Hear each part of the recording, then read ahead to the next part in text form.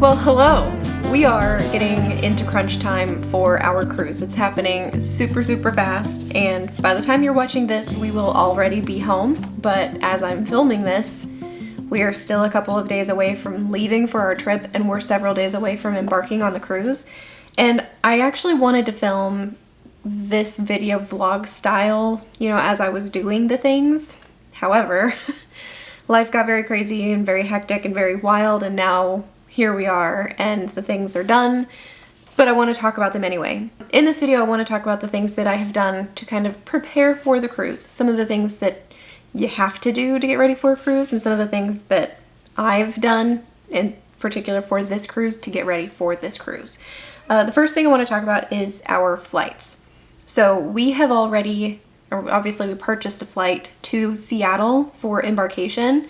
We are flying Alaska Airlines, and we're actually flying first class on Alaska Airlines from Orlando MCO to Seattle SeaTac. It is a non-stop flight, so we're flying, I think it's like a 6-hour flight to Seattle, and then I think home it's the same flight, but the other way I think it's just like a little bit shorter. Since we were flying first class on Alaska Airlines, we actually were able to pre-order food.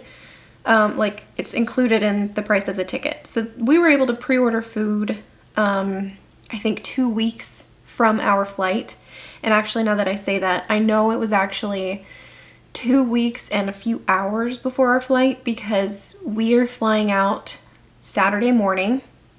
Our flight leaves at like 7 o'clock in the morning, and I was able to pre-order our food 2 weeks before, but on the Friday night. So I've actually screen recorded how I did that. Let me see if I can find that video. So in the Alaska Airlines app, when I went to the flight, I was able to pick, order food. And since Mom and Emma and I, paid for our flights together, we were under one confirmation number, I was able to pre-order everybody's food all at once. And they had a really good selection of things to choose from. And since it's the 7 o'clock in the morning flight, we had breakfast type items. Mom and I both went for the signature fruit and cheese plate. If you've ever had it on Alaska Airlines, I hope you know it's awesome. And then Emma, I think, went for the banana bread French toast. So that was really easy. It's already done. On the flights home, I've already got like a reminder set on my calendar to pre-order the food for the flights on the way home. I don't know what that's going to look like because it's a later flight. I think our flight home leaves Seattle at like 3:45 in the afternoon, and we won't get home until midnight. So it's going to look probably just a little bit different. But we've already pre-ordered our food, and that was 2 weeks ago. So the cruise check-in was done. And the thing about Princess is I think you can check in for your cruise and complete all of the things that need to be done for the check-in, I think as soon as you pay for the cruise.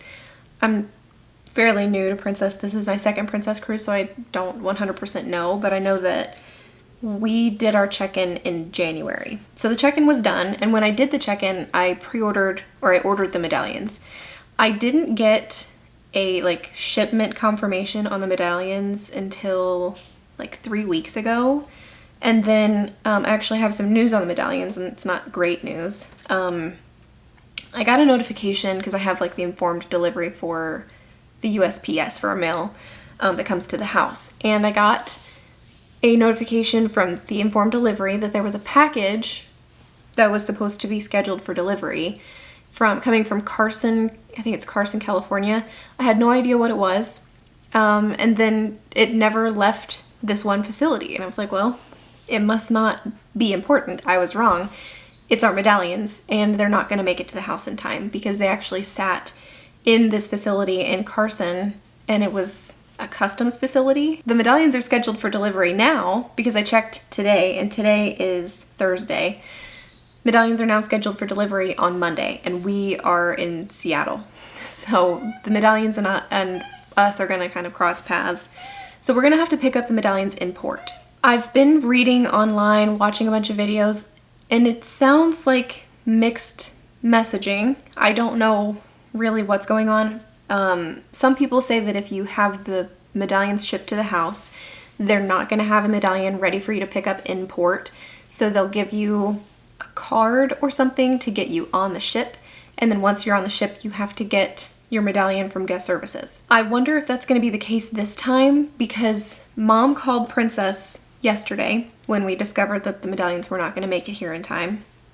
Mom called Princess yesterday, and the point of contact she's got over there, his name is Ryan Yamamoto, and you know, he's been helping us plan this vacation from the very beginning, and he essentially told her it's not just us and it's not just our cruise, it's a bunch of people on our cruise and it's a bunch of people on a bunch of sailings that are not going to get their medallions in time. It makes me hopeful that, one, Princess is aware of the issue, and two, they might be prepared to like have more medallions ready for us at the port so that we can just pick them up in the port instead of having to get them once we get on the ship. So I don't know, you'll have to watch the embarkation day vlog to see how that goes, but at this point we don't have medallions. So I'm not exactly mad that we don't have the medallions, because it's just one less thing for me to remember to pack and take with me.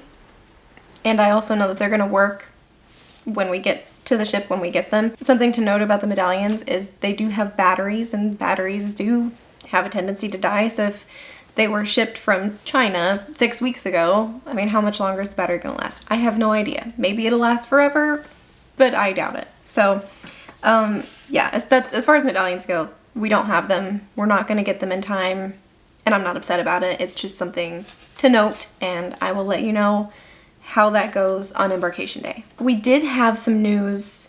Let's see, today is the 1st of May. We had some news yesterday that there were some changes to our itinerary, just some minor port time changes.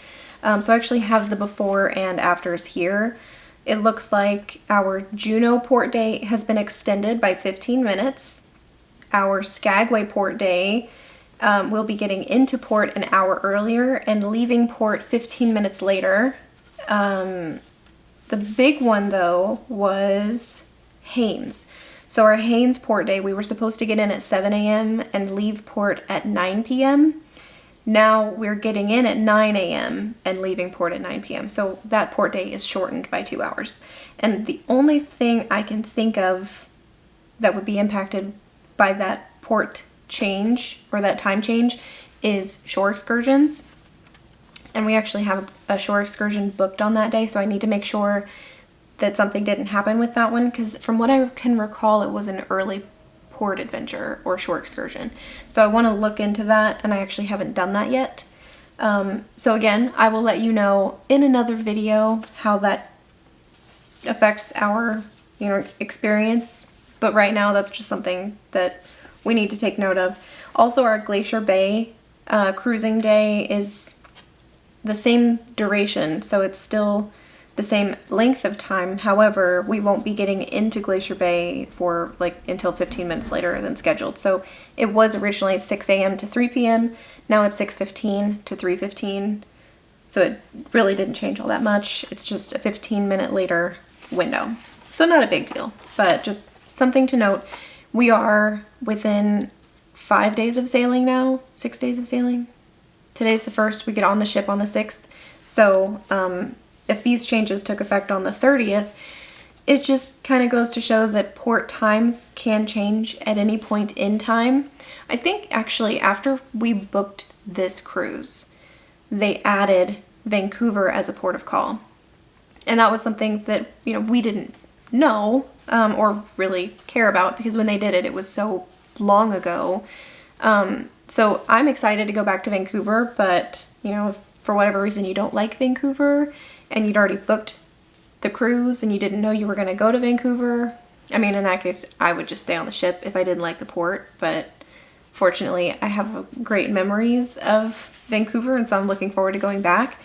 So that was a positive for me, but just something to note that ports and port times can change at any point in time for any reason at all. I want to talk about dining reservations because I've seen a lot of stuff online, especially with the Princess Premier package changes in the last year.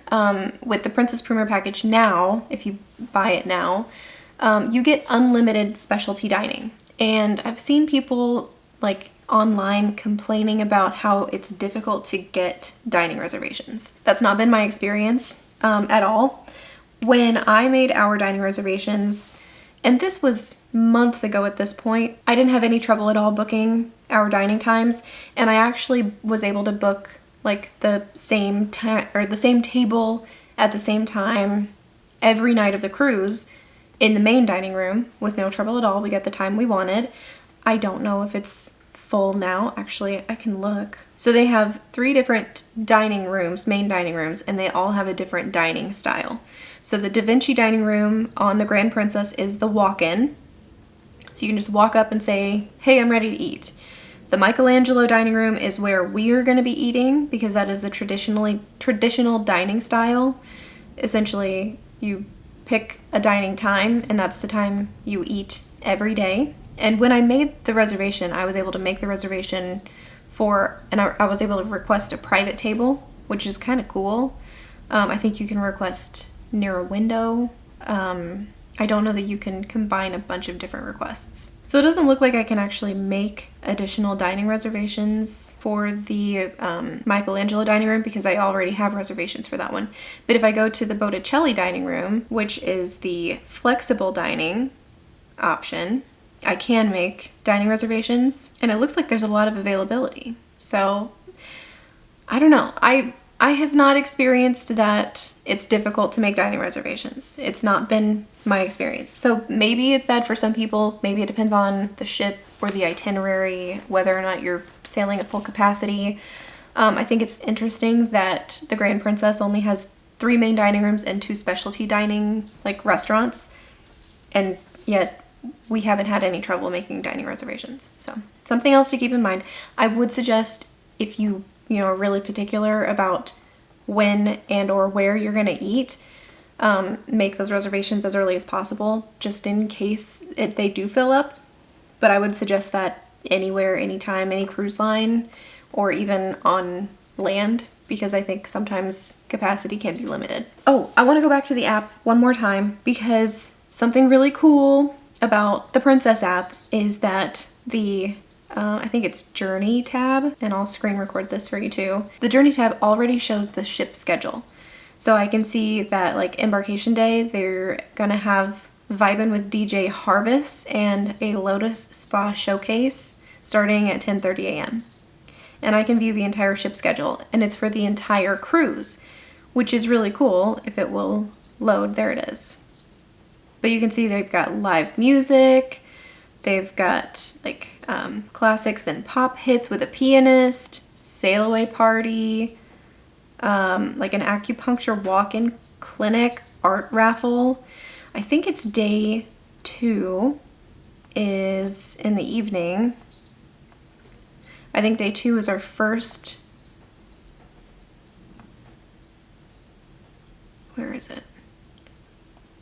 Yeah, day 2 is our first formal night. You can see formal portraits tonight, and then a little bit later at 6 o'clock is the Captain's Champagne Waterfall.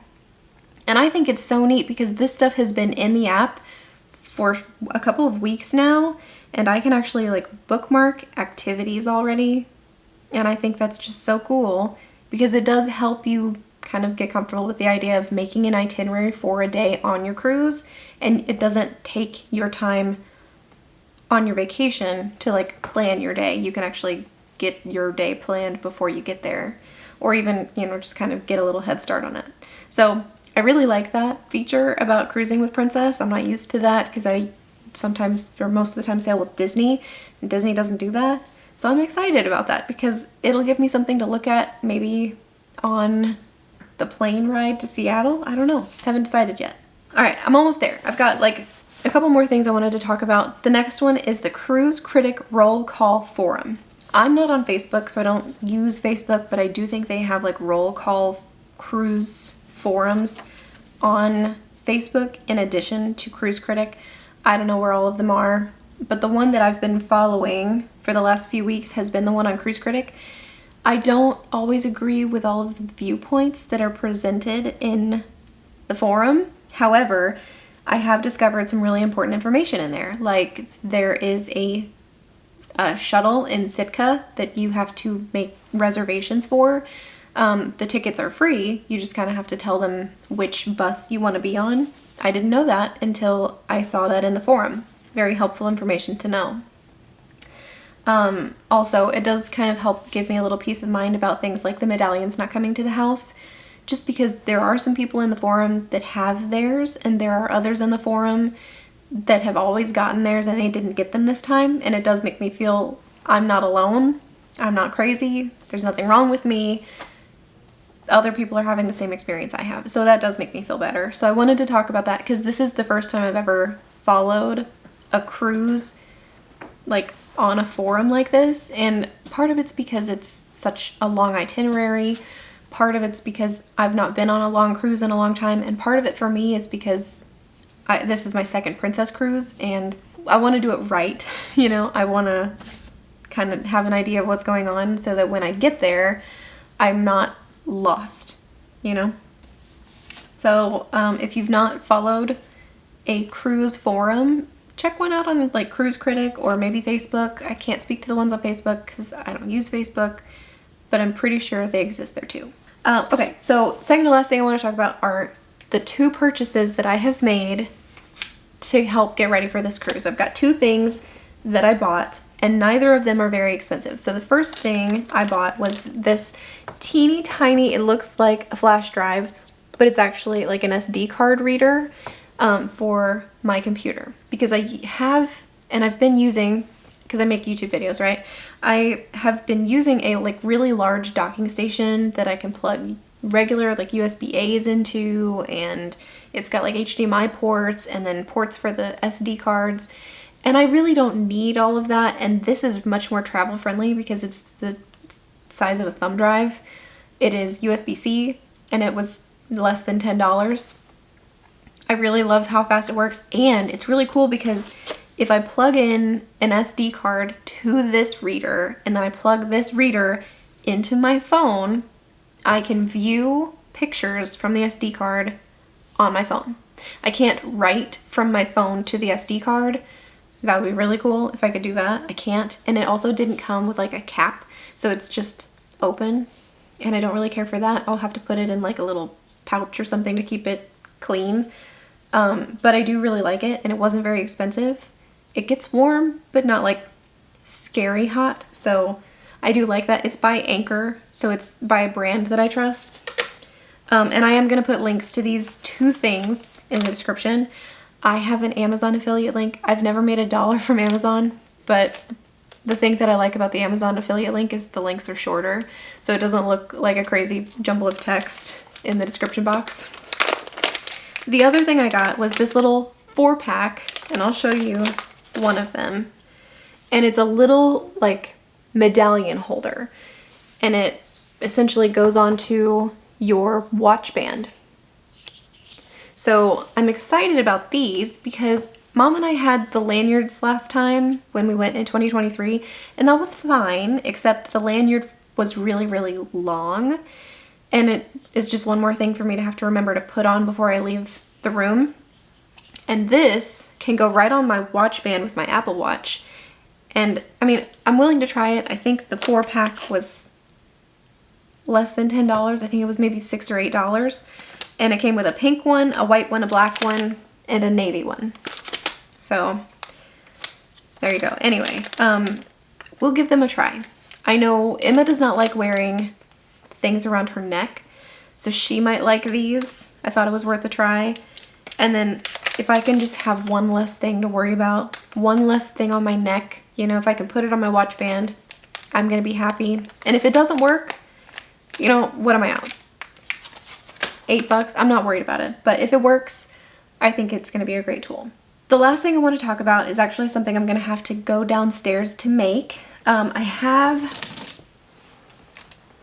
this, which is like a weekly planning pad, and I'm gonna plan the 3 weeks we're gonna be gone because we have house sitters. We've got 2 very wonderful guys that live in our house with us, and they're gonna take care of our pets, they're gonna take care of our house, they're gonna take care of the plants and the pool, they're gonna check the mail, they're gonna like start the cars while we're gone, and I want to make a little schedule for them so that it's easy for them to follow along with all the things that we're asking them to do while we're gone. I know it's a lot to ask anybody to do, to, you know, basically live in your house while you're gone. Fortunately, this is their house too because they live here. So, you know, we've kind of worked out a fair trade. One of them is going to drive us to the airport and come and pick us up when we fly home. The other one is going to like wake up at 5 o'clock in the morning to take the dogs out to pee every day. And so it's just going to be, it's really nice to have the peace of mind that there's two people who we trust living in our house, taking care of things while we're gone, especially since we're going to be gone for such a long period of time. So actually one of them is sitting behind the camera and he's smiling. And so I'm just really grateful because without them, this trip would not be possible. But I did want to mention that like taking care of things at home is really important, even if you're going to be gone for a week, but especially if you're going to be gone for a couple of weeks, or in this case, we're going to be gone 3 total weeks. If we didn't have pets, we would still have to have somebody like come over and start the cars to make sure that they still work, have somebody throw some chemicals in the pool to make sure that we don't have really bad algae bloom when we get back. If you're going to be gone for 3 weeks, you should probably have somebody come and check on your house, check your mail, you know, take any packages that you might receive into the house. So since we're going to have 2 people living here, we've kind of got that taken care of. But to make things easier for them, I want to make like essentially a checklist for them. So I'm going to go downstairs and do that now. But those are all the things that I wanted to talk about as we are getting ready for this trip. I know it's a lot. I know it's a lot to swallow because I've been trying to choke it down for a couple of weeks now. However, we're getting to the point where like the day is coming. Tomorrow is Friday. It's the last day that I'm working before we leave. We leave on Saturday. So it's coming up really very soon. And all of these things are coming together at just the right time. But now I've got to go some other things. So I'm going to say thank you for watching this video. If you are interested in seeing all of the cruise vlogs, stay tuned because they are coming. We're going to do 1 video a day until the series is over. So if you're interested, just stay tuned. You can subscribe. You can click the notification bell. You don't have to. But that's going to be it for this video. You guys will see me in another video really soon. Bye!